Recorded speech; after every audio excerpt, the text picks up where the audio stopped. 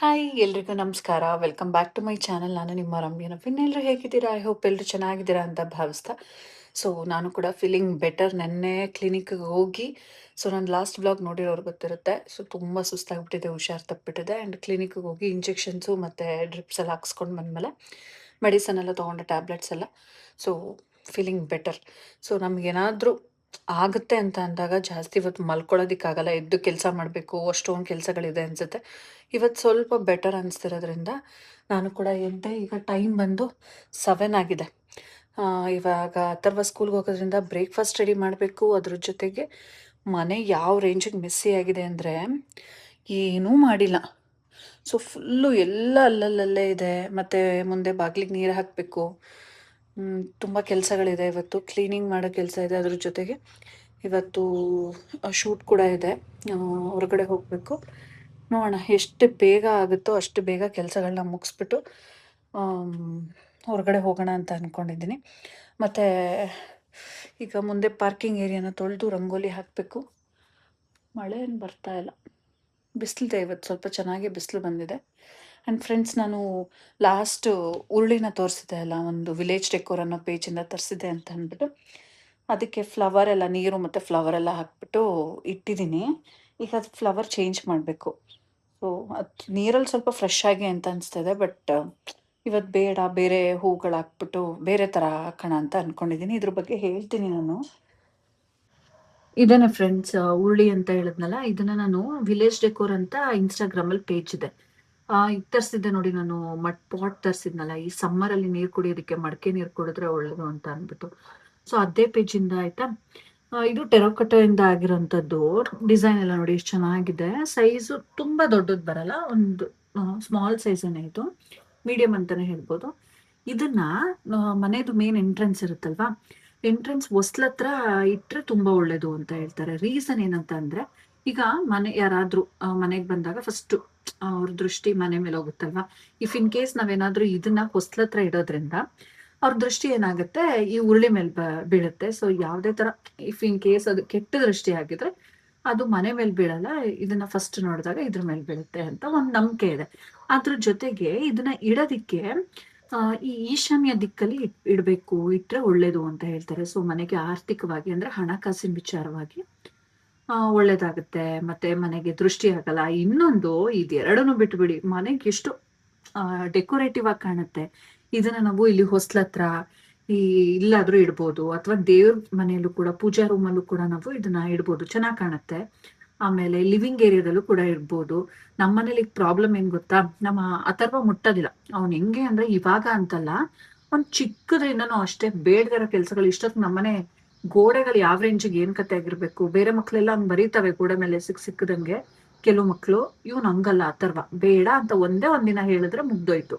ನಮ್ಮ ಅಮ್ಮನ ಮನೇಲಿ 1-2 ಸಲ ಬರೆಯಕ್ ಹೋಗಿದ್ದ. ನಾವ್ ಅದನ್ನೆಲ್ಲ ಹಂಗ್ ಬರೀಬಾರ್ದು ಅಂದ್ರೆ ಮುಗ್ದೋಯ್ತು. ಅವತ್ತಿಂದ ಅವನ ಹತ್ರ ಬರೆಯೋದೆಲ್ಲ ಮಾಡಲ್ಲ ಅಷ್ಟೊಂದು. ಆದ್ರೆ ನಮ್ ಬಂಟು ಈಗ ಇನ್ನೂ ಒಂದ್ ಸ್ವಲ್ಪ ಗೊತ್ತಾಗಲ್ಲ ಅಲ್ವಾ. ನೋಡಿ, ಇದೆಲ್ಲ ನಾನು ಈಗ ಇದು ನೀರೆಲ್ಲ ಚೇಂಜ್ ಮಾಡ್ಬಿಡ್ತೀನಿ, ಇದನ್ನೆಲ್ಲ ತೆಗ್ದ್ಬಿಡ್ತೀನಿ. ರೋಸ್ ಅಂತೂ ಎಷ್ಟು ಒಂಥರ ಫ್ರೆಶ್ ಆಗೇನೆ ಇದೆ, ಬಟ್ ಇದನ್ನ ಚೇಂಜ್ ಮಾಡ್ತೀನಿ. ನಮ್ಮ ಆರ್ಯ ಸುಮ್ನಿರಲ್ಲ, ಅವ್ನ್ ಬಂದಾಗ ಇದನ್ನೆಲ್ಲ ಮುಟ್ಟೋದು. ನನ್ ಪುಣ್ಯಕ್ಕೆ ಮುಟ್ಟಿಲ್ಲ. ಅವನೀಗ ಬಂದಾಗ ಅವ್ನ್ ಗಮನ ಹರ್ಸಿಲ್ವೋ, ಹೊರ್ಗಡೆ ಇಟ್ಟಿರೋದ್ರಿಂದ ಏನ್ ಕತೆನೋ, ಮನೆ ಒಳಗಡೆ ಬಂದ್ಬಿಡ್ತಾನಲ್ಲ. ಸೊ ಇದಕ್ಕೆ ನೀರ್ ಹಾಕ್ಬಿಟ್ಟು ಒಂದ್ ಫ್ರಾಗ್ರೆನ್ಸ್ಗೆ ಪಚ್ ಕರ್ಪೂರ ಇದನ್ನೆಲ್ಲ ಹಾಕ್ತಾರೆ, ಬಟ್ ನಾನು ಅದನ್ನೆಲ್ಲ ಏನ್ ಹಾಕಿಲ್ಲ. ಜಸ್ಟ್ ನೀರ್ ಹಾಕ್ಬಿಟ್ಟು ಈ ತರ ನಮ್ಗೆ ಯಾವ ಫ್ಲವರ್ಸ್ ಬೇಕೋ ಆ ಫ್ಲವರ್ಸ್ ಇಂದ ಈ ತರ ಡೆಕೋರೇಟ್ ಮಾಡ್ಕೋಬಹುದು. ಸೊ ಮನೆಗೆ ಇಡೋದ್ರಿಂದ ಒಳ್ಳೇದು, ಒಂದೊಳ್ಳೆ ಇಂಟೀರಿಯರ್ ಲುಕ್ ಕೊಡುತ್ತೆ ಇಡೋದ್ರಿಂದ. ಸೊ ಇದನ್ನ ವಿಲೇಜ್ ಡೆಕೋರ್ ಅಂತ. ನಿಮ್ಗೆ ಇದ್ರ ಲಿಂಕ್ ಏನಾದ್ರು ಬೇಕಿದ್ರೆ ನಾನು ಇನ್ಸ್ಟಾಗ್ರಾಮ್ ರಮ್ಯಾ ನವೀನ್ ಗೌಡ _ ಮೈಸೂರು ಅಂತ ಇದೆ ನನ್ನ ಪೇಜ್. ಸೊ ಅಲ್ಲಿ ಹೋಗ್ಬಿಟ್ಟು ನೀವು ಚೆಕ್ ಮಾಡಿ, ನಾನು ಅವ್ರ ಪೇಜ್ನ ಕೊಲಾಬ್ ಮಾಡಿರ್ತೀನಿ. ಚೆನ್ನಾಗಿದೆ ಅವರಲ್ಲಿ ಕಲೆಕ್ಷನ್ಸ್ಗಳಿರ್ತಿರ್ತಲ್ಲ. ಇದರಲ್ಲೂ ಬೇರೆ ಬೇರೆ ಥರನೂ ಇದೆ. ಸೊ ನನಗೆ ಇದು ಇಷ್ಟ ಆಯಿತು, ಇದನ್ನು ತರಿಸ್ಕೊಂಡೆ. ಇನ್ನು ನೋಡಿ, ಈಗ ಪಾರ್ಕಿಂಗ್ ಏರಿಯಾ ಕ್ಲೀನ್ ಮಾಡಬೇಕು. ಇವ್ರು ಇಲ್ಲೇ ಇಟ್ಬಿಟ್ಟಿದ್ದಾರೆ. ನವೀನ್ ಊರಿಗೆ ಹೋಗಿದ್ರು, ಅವ್ರ ಅತ್ತೆ ಮನೆಗೆ ಹೋಗಿದ್ದಾಗ ಅವರಿಬ್ಬರು ಅತ್ತೆದಿರು ತೆಂಗಿನಕಾಯಿ ಕೊಟ್ಟು ಕಳಿಸಿದ್ದಾರೆ. ಅದು ಸುಲಿಸ್ಬೇಕು. ನಾನು ಹೇಳಿದ್ನಲ್ಲ ಈಗ ಫಂಕ್ಷನ್ ಇದೆ ಅಂತ ಅಂದ್ಬಿಟ್ಟು. ಸೊ ಹಾಗಾಗಿ ತೆಂಗಿನಕಾಯಿ ಸುಲಿಸ್ಬೇಕು. ಅದಕ್ಕೆ ಹಿಂಗೆ ಇಟ್ಬಿಟ್ಟವ್ರೆ. ಈಗ ನಾನು ಇದನ್ನೆಲ್ಲ ತೊಳಿಬೇಕು, ತೊಳೆದು ನೀಟಾಗಿ ಒರೆಸಿ ರಂಗೋಲಿ ಹಾಕಬೇಕು. ಇನ್ನೂ ಎದ್ದಿಲ್ಲ ಅವರು. ಸ್ವಲ್ಪ ಹುಷಾರಿಲ್ಲ ಅಲ್ವಾ, ಈಗ ಬೆಳಿಗ್ಗೆ ಬೆಳಿಗ್ಗೆನೆ ಎಬ್ಸೋದು ಬೇಡ, ಇನ್ನು ಸ್ವಲ್ಪ ಹೊತ್ತು ರೆಸ್ಟ್ ಮಾಡ್ಸೋಣ ಅಂತ ಅನ್ಕೊತಾ ಇದ್ದೀನಿ. ಸುಮ್ಮನೆ ಆಮೇಲೆ ಹುಷಾರಿಲ್ದಿದ್ರು ಬಿಡಲ್ಲ ಇವಳು ಅಂತ ಅನ್ಕೊಂಡು ಬೈತಾರೆ. ನೋಡಿ, ಕಂಬಳಿ ಹುಳಗಳು ಬಂದು ಈ ತುಳಸಿ ಗಿಡನ ಬೆಳೆಯೋಕ್ಕೆ ಬಿಡಲಿಲ್ಲ. ಬಟ್ ಮನೇಲಿ ತುಳಸಿ ಚೆನ್ನಾಗಿ ಬೆಳಿಬೇಕು ಅಂತ ಹೇಳ್ತಾರೆ, ಅದು ಲಕ್ಷ್ಮಿ. ನೋಡ ಬೇರೆ ಗಿಡನೇ ತೊಗೊಬಂದು ಹಾಕ್ಬಿಡ್ತೀನಿ. ನಾನು ಇನ್ನೊಂಥರ ಪಾಟ್ ನೋಡಿದ್ದೀನಿ ಆಯಿತಾ, ಅದನ್ನು ತರಿಸ್ಬೇಕು ಅಂತ ಅಂದ್ಕೊಂಡಿದ್ದೀನಿ. ಅದು ತಂದಮೇಲೆ ಇಲ್ಲಾಂದ್ರೆ ಹೊಸ ಗಿಡ ತೊಗೊಬಂದು ಹಾಕ್ಬಿಡ್ತೀನಿ. ನವೀನ್ ಹೇಳ್ತಾರಲ್ವ ಗೊತ್ತಿಲ್ಲ, ಅದನ್ನ ಎತ್ತಿಡಿಸ್ಬೇಕು. ಬನ್ನಿ, ಪಿಜ್ಜಾನ್ ಕೆಲಸ ಇದೀನಿ ನೋಡಿ. ಮನೆ ನೋಡಿ ಯಾವ ರೇಂಜಿಗೆ ಇದಾಗಿದೆ ಅಂತ ಅಂದ್ಬಿಟ್ಟು ಇದನ್ನೆಲ್ಲ ಕ್ಲೀನ್ ಮಾಡ್ಕೊಂಡು ಬರೋದೇ ಈಗ ನನಗೆ ಟಾಸ್ಕ್. ಮನೆ ಮುಂದೆ ನೀರಾಕಿ ರಂಗೋಲಿ ಹಾಕೋ ಅಭ್ಯಾಸ ನನಗೆ ಚಿಕ್ಕದ್ರಿಂದನೂ ಕೂಡ ಇದೆ. ಅಂದರೆ ನಾವೆಲ್ಲ ಮುಂಚೆ ಚಿಕ್ಕವರಿದ್ದಾಗ ಪೊಲೀಸ್ ಕ್ವಾರ್ಟರ್ಸಲ್ಲಿದ್ವಿ. ಫಸ್ಟ್ ನಾವು ಕ್ವಾರ್ಟರ್ಸ್ ಅಂತ ಬಂದಾಗ ನಾವು ಸೆಕೆಂಡ್ ಫ್ಲೋರಲ್ಲಿದ್ವಿ. ಆವಾಗೆಲ್ಲ ಈ ಥರ ರಂಗೋಲಿ ಹಾಕೋದು ಈ ಥರದ್ದೆಲ್ಲ ಏನೂ ಇರಲಿಲ್ಲ. ನಮ್ಮಮ್ಮ ಪೇಂಟಲ್ಲೇ ರಂಗೋಲಿ ಬಿಡಿಸ್ಬಿಟ್ಟಿದ್ರು. ಇನ್ನು ನಾವು ಒಂದು ಏನು ಮತ್ತೆ ನೆಕ್ಸ್ಟ್ ಒಂದು ಲೈನ್ ಮನೆಗಳು ಪೊಲೀಸ್ ಕ್ವಾರ್ಟರ್ಸಲ್ಲಿ ಇರುತ್ತಲ್ಲ, ಸೊ ಆ ಥರ ಮನೆಗಳಿಗೆ ಬಂದಾಗ ನನ್ನ ಕೆಲಸ ಅದು. ಬೆಳಗ್ಗೆ ಎದ್ದ ತಕ್ಷಣ ಬಾಗಿಲಿಗೆ ನೀರು ಹಾಕಿ ರಂಗೋಲಿ ಹಾಕಿ ಕಸ ಗುಡಿಸಿ ಮನೆ ಒರೆಸಿ ಸ್ನಾನ ಮಾಡಿ ಪೂಜೆ ಮಾಡಿ ಸ್ಕೂಲಿಗೆ ಹೋಗ್ತಾ ಇದ್ದೆ ನಾನು. ಸೊ ಇದು ಅಭ್ಯಾಸ ಆಗೋಗಿತ್ತು ನನಗೆ ಕಂಟಿನ್ಯೂಸ್ ಆಗಿ. ಅದಾದಮೇಲೆ ಮತ್ತೆ ನಾವು ಕ್ವಾರ್ಟರ್ಸಿಂದ ಮತ್ತೆ ಬೇರೆ ಮನೆಗೆ ಹೋದ್ವಿ. ಅಲ್ಲಿ ಅದು ಮಾಮೂಲಿ, ಅಲ್ಲಿ ಒರೆಸ್ಬಿಟ್ಟು ರಂಗೋಲಿ ಆಗ್ತಾ ಇದೆ. ಇನ್ನು ನಮ್ಮ ಮನೆಗೆ ನಾವು ಫಸ್ಟು ಬಾಡಿಗೆ ಮನೆ ಮಾಡ್ಕೊಂಡು ಬಂದ್ವಲ್ಲ ಈ ಲೇಔಟಿಗೆ, ಅವಾಗಲೂ ಅಷ್ಟೇ ನಾನು ತುಂಬ ನನಗೆ ರಂಗೋಲಿ ಹಾಕೋದು, ಬಾಗಿಲಿಗೆ ನೀರು ಹಾಕಿ ರಂಗೋಲಿ ಹಾಕಿ ಹೊಸ್ಲಿಗೆಲ್ಲ ಅರ್ಶಿನ ಕುಂಕುಮ ರಂಗೋಲಿ ಹಾಕಿ ಅಲಂಕಾರ ಮಾಡೋದು ಅಂದರೆ ತುಂಬ ಇಷ್ಟ ಆಗ್ತಾಯಿತ್ತು. ಅದನ್ನು ಮಾಡ್ತಾಯಿದ್ದೆ. ಹೋಮ್ವರ್ಕ್ಸ್ ಎಲ್ಲ ಬೆಳಿಗ್ಗೆನೆ ಬರೆಯೋದ ನೀನು? ಸಂಜೆ ಸ್ಕೂಲಿಂದ ಬಂದು ಏನೂ ಬರ್ಕೊಳ್ಳೋದಿಲ್ಲ? ಬೆಳಗ್ಗೆನೆ ಬರೆಯೋದು. ಯಾಕೆ, ಏನಾಯ್ತು? ಬಿಸಿಲು ಕ್ಲೋಸ್ ಮಾಡಾಯ್ತು. ನಿಧಾನ. ಸಂಜೆ ಹೊತ್ತು ಸ್ಕೂಲಿಂದ ಬಂದು ಟಯರ್ಡ್ ಆಗಿರ್ತಾನಲ್ಲ, ಏನೂ ಮಾಡೋದಿಲ್ಲ. ಈಗ ಕುತ್ಕೊಂಡು ಹೋಮ್ವರ್ಕ್ ಬರ್ಕೊಂತವನೆ. ಯಾವ ಅಕ್ಷರ ಅದು? ಯಾ ಯಾ ಯಾಕ ಯಾಕನ್ನ ನೋ, ಇದು ಯಾ. ಇದು ಯಾವ ಅಕ್ಷರ? ಕ ಕ್ಷ. ಶ ಗ ನ. ಏನಾಯ್ತು? ಯಾ ಕ್ಷ ಯಾಕ ಯಕ್ಷ ಯಕ್ಷಗಾನ. ಯಕ್ಷಗಾನ. ಕಾಲ ಅದು ಕ್ಷ. ಕ್ಷತ್ರಿಯ. ಕ್ಷತ್ರಿಯ. ಕ್ಷತ್ರಿಯ ಬರಲ್ವಾ? ಕ್ಷ ಕ್ಷತ್ರಿಯ ಬರುತ್ತಲ್ಲ, ಅದು ಯಕ್ಷಗಾನ. ನೀಟಾಗಿ ಇಟ್ಕೊಂಡು ಬರಿ. ಎಲ್ಲ ಹೋಮ್ವರ್ಕು ಮುಗಿಸ್ಬೇಕು.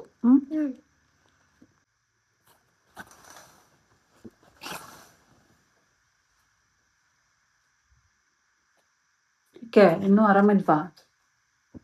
ಸುಸ್ತಾಯ್ತು.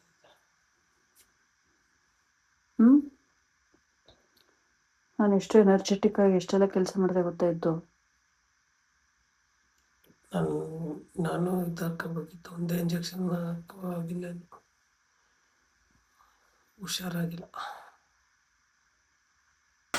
ಯೂಶಲಿ ನವೀನ್ಗೆ ಬೆಳಗ್ಗೆ ಬೇಗ ಎದ್ದೇಳೋದು ಅಂತ ಅಂದರೆ ಆಗೋದಿಲ್ಲ.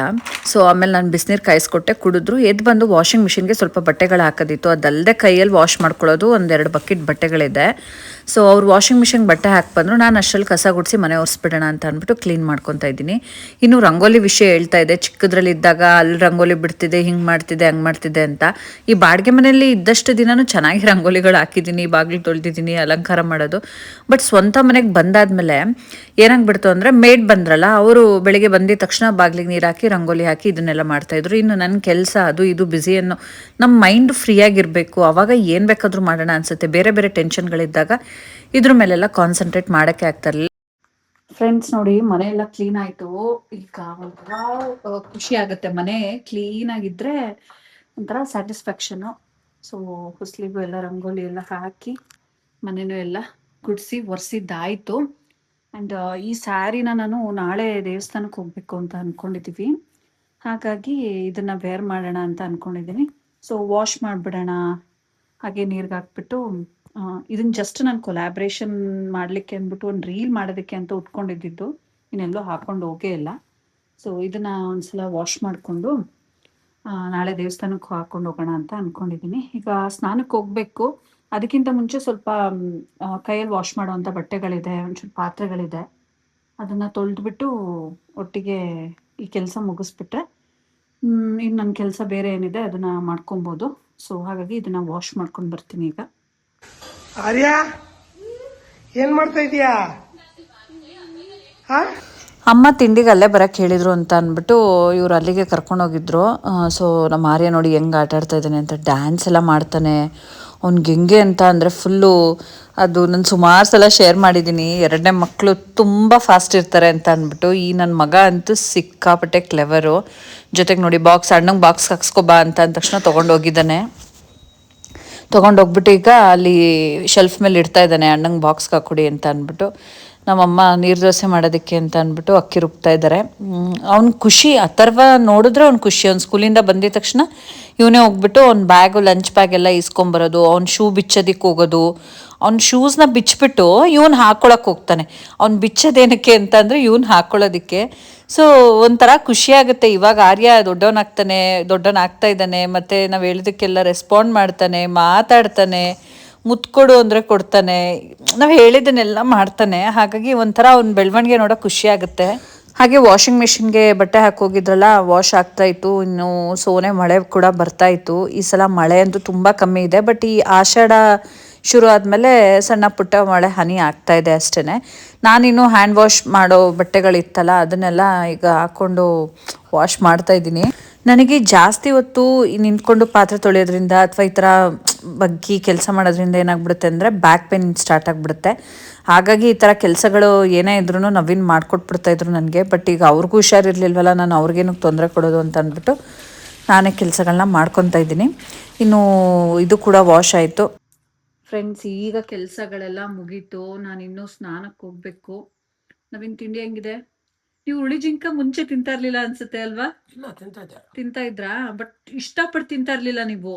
ಲಾಸ್ಟ್ ಟೈಮ್ ಏನೋ ಎಲ್ಲೋ ತಿಂದಾಗ ಸಕ್ಕದಾಗಿತ್ತು ಅಂತ ಅಂದ್ಬಿಟ್ಟು ಅವಾಗ್ಲಿಂದ ಜಾಸ್ತಿ ಇಷ್ಟಪಡ್ತಿದ್ದೀರಾ. ನಂಗೆ ಇಷ್ಟನೇ ಹುಳಿ ಜಿಂಕ. ಇಷ್ಟನಾ? ನೀವ್ ಯಾವತ್ತೂ ನನಗೆ ಮಾಡು ಅಂತ ಹೇಳಿಲ್ಲ. ಬಟ್ ನಾನು ಯಾವ್ದನ್ನು ಕೇಳಲ್ಲ. ಫುಡ್ಡಿ ಎಲ್ಲ ಇವರು ಮಾಡ್ಕೊಟ್ಟಿದ್ದನ್ನ ತಿಂತಾರೆ. ಇದೇ ಬೇಕು, ಅದೇ ಬೇಕು, ಅದ್ ಮಾಡು, ಇದ್ ಮಾಡು, ನಾನು ಯಾವತ್ತೂ ಕೇಳಲ್ಲ. ಏನೋ ಇಷ್ಟಪಟ್ಟು ನಾನ್ ವೆಜ್ ಒಂದು ಬಿರಿಯಾನಿನ ಅದು ನೆನ್ಸ್ಕೊಂಡಾಗ, ಅದು ನಮ್ಮ ಅಮ್ಮನ ಕೈಲಿ ಅಂದ್ರೆ ಇನ್ನೂ ಇಷ್ಟ ಅವ್ರಿಗೆ. ಆಕ್ಚುಲಿ ಇಷ್ಟ ನಂಗೆ ತುಂಬಾ. ಅದು ಹುಳಿ ಜಿಂಕ ಅಂತೂ ಸ್ವಲ್ಪ ಆರಾಮ್ ಅನ್ಸ್ತಾ ಇದೆಯಾ ಈಗ? ಸ್ವಲ್ಪ ಅದು ಒಂದೇ ದಿನಕ್ಕೆ ಹೋಗಲ್ಲ ಫೀವರ್. ಸ್ವಲ್ಪ ಇದ್ ಮಾಡ್ಬೇಕು. ಒಂದ್ ನಿಮಿಷ ಇರಿ, ಕಾಲ್ ಬರ್ತಿದೆ. ಫ್ರೆಂಡ್ಸ್, ಕಾಲ್ ಬಂತು. ನಾನು ಮಾತಾಡಿಡೋ ಗ್ಯಾಪ್ ಅಲ್ಲಿ ಇವ್ರು ತಿಂದ್ಬಿಟ್ಟವ್ರೆ. ಚೆನ್ನಾಗಿತ್ತಾ? ಚೆನ್ನಾಗಿತ್ತು. ಯಾರೋ ಕಮೆಂಟ್ ಮಾಡಿದ್ರು, ರಮ್ಯಾ ಅವರೇ, ನವೀನ್ ಅವ್ರ ಕೈಲಿ ಜಾಸ್ತಿ, ನವೀನ್ ನನ್ನ ಕೈಲಿ ಜಾಸ್ತಿ ಮಾತಾಡ್ಸಿ ಅಂತ. ನೀವು ಇತ್ತೀಚೆಗೆ ಸ್ವಲ್ಪ ಬ್ಯುಸಿ ಆಗ್ಬಿಟ್ಟಿದ್ರಲ್ಲ, ಬ್ಲಾಗ್ ಅಲ್ಲಿ ಮಾತಾಡಿಲ್ಲ ಅಂತ. ನೆಕ್ಕದೆಲ್ಲ ವಿಡಿಯೋ ಮಾಡ್ಬಿಟ್ಟೆ. ಎಲ್ಲಿ ನಿಮ್ದೆಲ್ಲ ಮುಗ್ದ್ಮೇಲೆ ನಾನು ಮತ್ತೆ ವಿಡಿಯೋ ಶುರು ಮಾಡಿದ್ದು. ಅದು ತುಂಬಾ ಚೆನ್ನಾಗಿತ್ತು. ಅಲ್ಲ, ಈಗಾಗ್ಲೇ ಟೈಮ್ ಆಗೈತಿ. ಇನ್ಯಾವಾಗ ನಿನ್ ಟೈಮ್ ಇಷ್ಟು? ಯಪ್ಪ, 10:30 ಆಗೋಯ್ತಲ್ಲ ಗಾಯ್ಸ್. ನೋಡಿ, ಕೆಲಸ ಎಲ್ಲ ಮುಗ್ಸೋಷ್ಟ್ರಲ್ಲಿ. ಆಕ್ಚುಲಿ ಏನಪ್ಪಾ ಅಂದ್ರೆ ಇಬ್ರು ಹುಷಾರ್ ತಪ್ಪಿಟ್ಟಿದೀವಿ.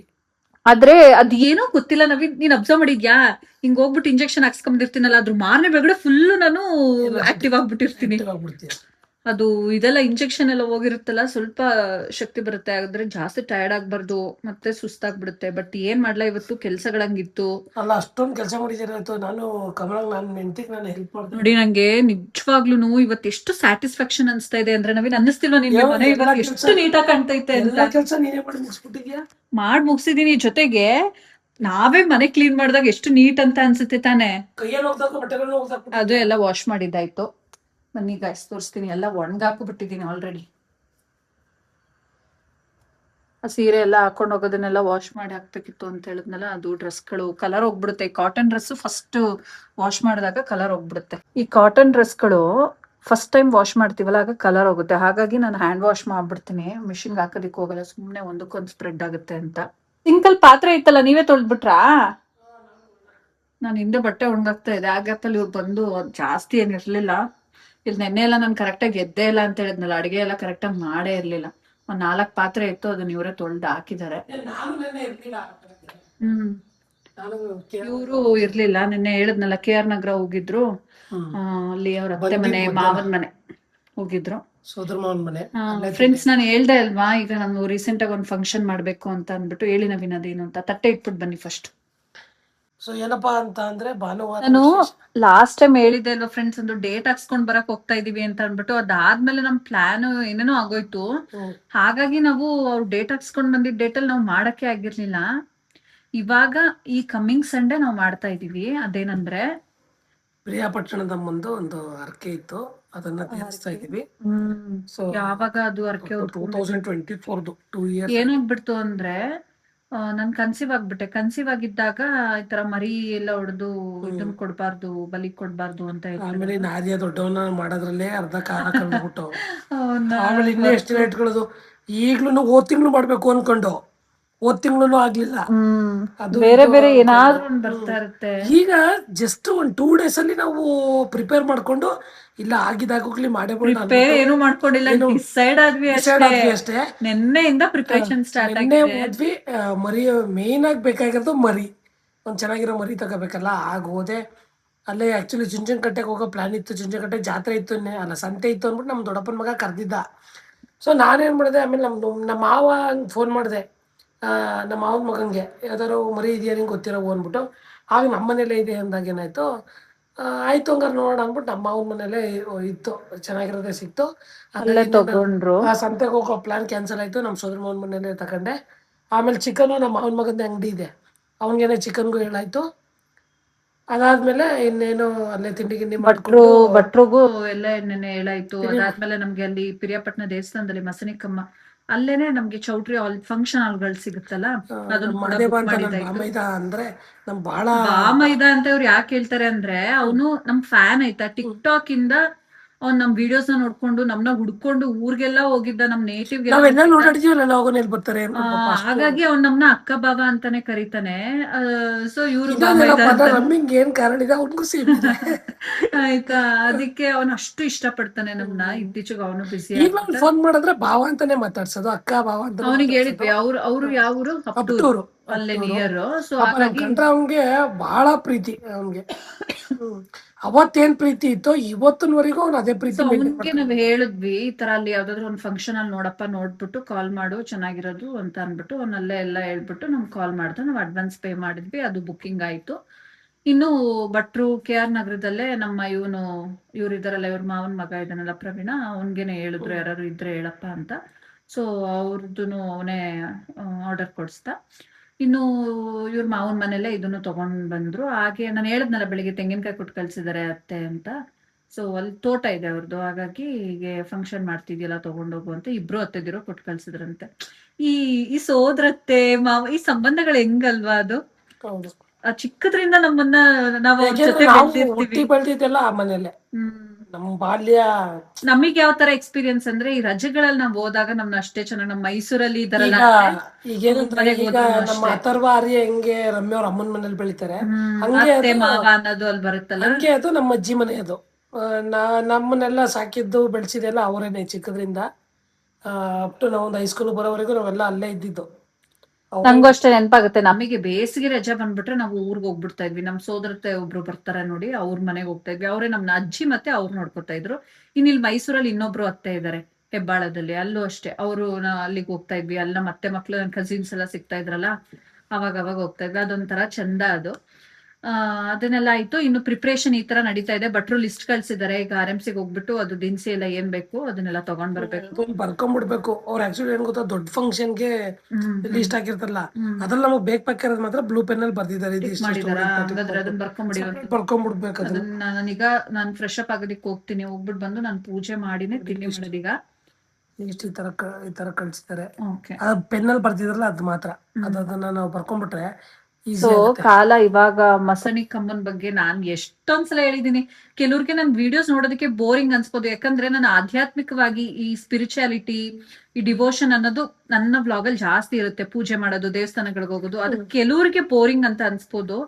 ಬಟ್ ನಿಜವಾಗ್ಲೂ ಹೇಳ್ತೀನಲ್ಲ, ನನಗೆ ನೆಮ್ಮದಿ ಅನ್ನೋದು ಎಲ್ಲಿ ಸಿಗುತ್ತೆ ಅಂದ್ರೆ ದೇವಸ್ಥಾನಗಳಿಗೆ ಹೋಗೋದ್ರಿಂದ, ಪೂಜೆ ಮಾಡೋದ್ರಿಂದ. ನನ್ ಕೆಲವು ಸಲ ಅನ್ಸ್ಬಿಡುತ್ತೆ ದೇವ್ರ ಮನೆಯಿಂದ ಎದ್ದೇ ಬರಕ್ ಮನ್ಸಾಗಲ್ಲ. ಅದು ಮೇ ಬಿ ಹೆರಿಡಿಟರಿ ಅನ್ಸುತ್ತೆ, ನಮ್ಮ ಅಮ್ಮನಿಂದ ಅನ್ಸುತ್ತೆ. ಸೇಮ್ ನೀವ್ ಅಬ್ಸರ್ವ್ ಮಾಡಿದೀರಾ, ನಮ್ಮ ಅಮ್ಮಂದು ಅದೇ ತರ ನೇಚರ್. ದೇವ್ರು ಅಂದ್ರೆ ಒಂದು ಭರವಸೆ. ನಮ್ಗೆ ಒಂದೊಂದ್ಸಲ ಅನ್ಸ್ಬಿಡುತ್ತೆ ಭಗವಂತ ಅನ್ನೋ ಇಲ್ಲ ಅಂದಿದ್ರೆ ನಾವ್ ಏನ್ ಅಂತ. ಈಗ ಏನೋ ಒಂದ್ ಕಷ್ಟ ಬಂತು ಅಂದ್ರೆ ದೇವ್ರ ಹತ್ರ ಕೈ ಮುಗಿತೀವಿ, ನೋಡಪ್ಪ ಹಿಂಗ್ ಕಷ್ಟ ಬಂದಿದೆ, ನೀನೇ ನೋಡ್ಕೊಬೇಕು. ನಮ್ ನೀನೇ ಜೊತೆ ತಾಯಿ, ಇರ್ಬೇಕು. ನೀನೇ ಅದು ತಂದೆ ಅಂತ. ಫೈನಾನ್ಷಿಯಲ್ ಮ್ಯಾಟರ್ ಆಗಿರ್ಬೋದು, ಯಾವುದೇ ವಿಷಯ ಆಗಿರ್ಲಿ, ಅದು ಭಗವಂತ ಜೊತೆಲಿದ್ರೆ ಅದ್ರಲ್ಲೂ ಈಗ ನೋಡಿ, ಈಗ ಯಾವ್ದಾದ್ರು ಒಂದು ಹಾಸ್ಪಿಟ್ಲ್ಗೆ ಹೋಗ್ತೀವಿ, ಹಾಸ್ಪಿಟಲ್ ಎಂಟ್ರೆನ್ಸ್ ಅಲ್ಲೇ ಒಂದು ಗಣಪತಿ ಇಟ್ಟಿರ್ತಾರೆ. ಹ್ಮ್ ಏನೇ ಮೆಡಿಕಲ್ ಸೈನ್ಸ್ ಇಂಪ್ರೂವ್ ಆಗಿರ್ಬೋದು, ಏನೇ ಫರೆನ್ಸಿಕ್ ಸೈನ್ಸ್ ಇಂಪ್ರೂವ್ ಆಗಿರ್ಬೋದು, ಪ್ರತಿಯೊಂದು ಏನೇ ಅಪ್ಡೇಟ್ ಆಗಿದ್ರು ಡಾಕ್ಟ್ರು ಕೆಲವೊಂದ್ಸಲ ನಮ್ ಕೈ ಆಗದೆ ಇರೋದನ್ನ ಭಗವಂತ ನೋಡ್ಕೊಂತಾನೆ ಅಂತಾರೆ. ಹೌದು. ಹೇಳು, ಹಂಗೆ ಭಗವಂತ ಇಲ್ದೇನೆ ಏನೂ ಇಲ್ಲ. ನಾನೊಂದ್ ಸೀರೆದು ಇದ್ ಬೇರೆ ಮಾಡ್ಬೇಕು ಕೊಲಾಬು. ಹ್ಮ್ ಅಂದ್ರೆ ದೇವರು ಸೃಷ್ಟಿಕರ್ತ, ಅವನಿಲ್ದೆ ನಾವೇ ಎಲ್ಲ ಆ, ಅಂತ ಹೇಳಕ್ಕಾಗಲ್ಲ. ಅವನಿಲ್ದೆ ಏನೂ ಇಲ್ಲ ಅಂತ ಹೇಳ್ಬೋದು ಅಷ್ಟೇ. ನೀನೇ ಎಲ್ಲ, ನಿನ್ನಿಂದಲೇ ಎಲ್ಲ ಅಂತ ಭಗವಂತ ಇಲ್ಲ. ಪ್ರತಿ ಒಂದು ಇನ್ಸಿಡೆಂಟ್ಸ್ ಅಷ್ಟೇ ಲೈಫಲ್ಲಿ, ಆ ಇನ್ಸಿಡೆಂಟ್ ಆಗ್ಬೇಕು ಅಂತ ಅದ್ ಮುಂಚೆನೆ ನಿರ್ಧಾರ ಆಗಿರುತ್ತೆ, ಕಾರಣ ಇರುತ್ತೆ, ಅದರಿಂದ ನಾವು ಇನ್ನೊಂದು ಕಲಿಯೋದಿರುತ್ತೆ, ಕಲ್ಸೋದಿರುತ್ತೆ. ಸೊ ಎಲ್ಲವೂ ಹಾಗೆ ಏನು ಆಗುತ್ತೆ. ಗೊತ್ತಾ, ನಂಬಿ ಕೆಟ್ಟವರೆಲ್ಲವೂ ನಿನ್ನ ಅಂತ ಇದೆಯಲ್ಲ, ಅದ್ ಒಂದು ಮಾತಂತ ಹೇಳ್ಬೋದು, ದೇವ್ರನ್ನ ನಂಬಿ ಯಾರು ಏನನ್ನ ಪಡ್ಕೊಂಡಿದಾರೋ ಇಲ್ವೋ ಗೊತ್ತಿಲ್ಲ, ಯಾರು ಏನನ್ನ ಕಳ್ಕೊಂಡಿಲ್ಲ. ನಾನು ಈಗ ದೇವಸ್ಥಾನಕ್ಕೆ ಹೋಗ್ತೀನಿ ಅಂತಿದ್ದೀನಿ, ಫ್ರೆಶ್ ಅಪ್ ಆಗ್ಬಿಟ್ಟು ಬರ್ತೀನಿ. ಫ್ರೆಂಡ್ಸ್, ಈಗ ಖಾರದ ಪುಡಿ ಮಾಡ್ಸಕ್ಕೆ ಅಂತ ತಗೊಬಂದಿದ್ದಾರೆ. ಆದ್ರೆ ಈ ಬಿಸಿಲು, ಇವಾಗ ಬಿಸಿಲಿದೆ, ನಾವು ಬೇರೆ ಈಗ ಹೊರಗಡೆ ಹೋಗ್ಬೇಕು. ಆ ಟೈಮಲ್ಲಿ ಏನಾದ್ರು ಮಳೆ ಬಂದ್ಬಿಟ್ರೆ ಅಂತ ಇದು ಏನ್ ಮಾಡೋದು. ಒಂದ್ 10 ನಿಮಿಷ ಇಲ್ಲೇ ಮುಂದೆನೆ ಒಣಗಾಕ್ಬೋದಲ್ಲ. ಒಳ್ಳೆ ಬಿಸಿಲಿದೆ. ಅಲ್ಲ ಈಗ 1 ಅವರ್, ಈಗ ನಾವು ಹೋಗೋಷ್ಟ್ರಲ್ಲಿ 1 ಅವರ್ ಆಗುತ್ತೆ. ಅಷ್ಟ್ರಲ್ಲಿ ನೋಡ್ಕೊಳ್ಳಿ. ಒಂಚೂರು ಟಾರ್ಪಲ್ ಆಯ್ತಲ್ಲ ಅಲ್ಲಿ ಚೇರ್ ಮೇಲೆ ಎಂಟ್ರೆನ್ಸ್ ಅಲ್ಲಿ ಆರೆಂಜ್ ಕಲರ್ದು, ಒಂಚೂರು ತಗೊಬಳ್ಳಿ, ಒಂಚೂರು ಮೆಣಸಿನ್ಕಾಯಿ ಬೇಕಂತ ಹೇಳ್ಬಿಟ್ಟು ಒಣಗಾಕ್ಬಿಡ್ತೀರಾ? ಅಂದ್ರೆ ಫ್ರೆಂಡ್ಸ್, ಈಗ ಫ್ರೆಶ್ ಅಪ್ ಆಗ್ಬಿಟ್ಟು ಬಂದೆ. ಈ ಡ್ರೆಸ್ ಹಾಕೊಂಡಿದ್ದೀನಿ, ಇದು ಎಷ್ಟು ಚೆನ್ನಾಗಿದೆ ಗೊತ್ತಾ, ಅಂಬ್ರೆಲಾ ಬರುತ್ತೆ. ಆ್ಯಂಡ್ ಇದಕ್ಕೆ ದುಪ್ಪಟ್ಟ ಬರುತ್ತೆ, ಪ್ಯಾಂಟ್ ಬರಲ್ಲ. ಇದು ಲೈಕ್ ಒಂಥರ ಗೌನ್ ಥರ ಬರುತ್ತಿದ್ದು. ಸೊ ಈಗ ಪೂಜೆ ಮಾಡಿಬಿಟ್ಟು ಬ್ರೇಕ್ಫಾಸ್ಟ್ ಮಾಡಬೇಕು. 11 ಗಂಟೆ ಆಗೇ ಹೋಯಿತು. ನವೀನ್ ದಿನಸಿ ಸಾಮಾನು ತರೋದಕ್ಕೆ ಲಿಸ್ಟ್ ಬರಿಬೇಕು ಅಂದ್ರಲ್ಲ, ಅದನ್ನು ಬರಿತಾ ಇದ್ದಾರೆ. ಸೊ ಬನ್ನಿ ಪೂಜೆ ಮುಗಿಸ್ಬಿಡೋಣ.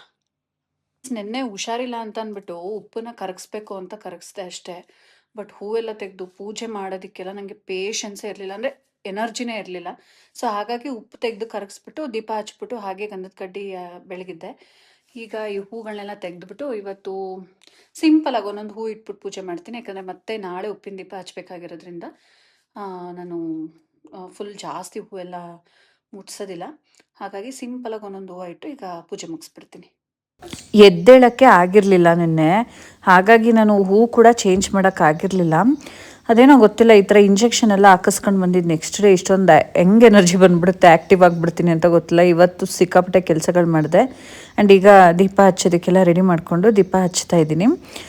ಇವತ್ತು ಸ್ವಲ್ಪ ಹೊರಗಡೆ ಹೋಗಿ ಶೂಟೆಲ್ಲ ಮುಗಿಸ್ಕೊಂಬರೋದಿದೆ ಅಂತ ಹೇಳಿದ್ನಲ್ಲ, ಆ ಕೆಲಸಗಳು ನನಗೆ ಅನಿಸ್ಬಿಡುತ್ತೆ ಕೆಲವು ಸಲ ದಿನದ 24 ಗಂಟೆನೂ ಸಾಲ್ತಾನೆ ಇಲ್ವಲ್ಲ ಟೈಮ್ ಅಂತ ಅನಿಸ್ಬಿಡುತ್ತೆ. ಬಟ್ ಏನು ಮಾಡೋದಕ್ಕಾಗಲ್ಲ, ಟೈಮ್ ಅಡ್ಜಸ್ಟ್ ಮಾಡಿಕೊಂಡು ಎಲ್ಲ ಬ್ಯಾಲೆನ್ಸ್ ಮಾಡ್ಕೋಬೇಕು. ಇನ್ನು ಹೇಳಿದ್ನಲ್ಲ, ನೀರು ದೋಸೆ ಮತ್ತು ಹುಳಿ ಜಿಂಕ ಮಾಡಿದ್ದಾರೆ ಅಂತ. ಇನ್ನು ಮ್ಯಾಂಗೋ ಅಂತೂ ನನ್ನ ಫೇವ್ರೆಟ್, ಅಂದರೆ ಸೀಸನ್ ಫ್ರೂಟ್ ಅಂತ ಬಂದರೆ ನಂಗೆ ಮ್ಯಾಂಗೋ ತುಂಬ ಇಷ್ಟ.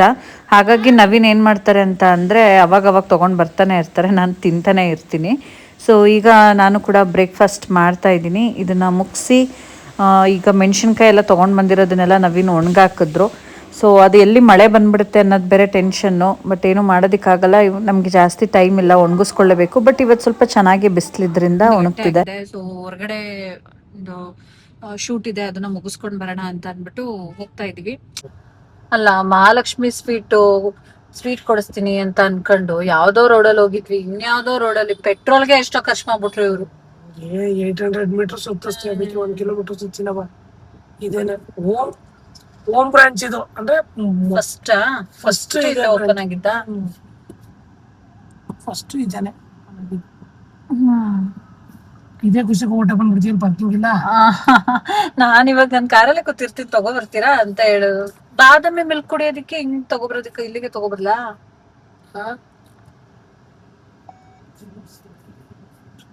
ಸುತ್ತಿಸ್ಕೊಂಡ್ ಬಂದ್ರು. ಈಗ ಪಾರ್ಕಿಂಗ್ ಅದ ಸಮಸ್ಯೆ.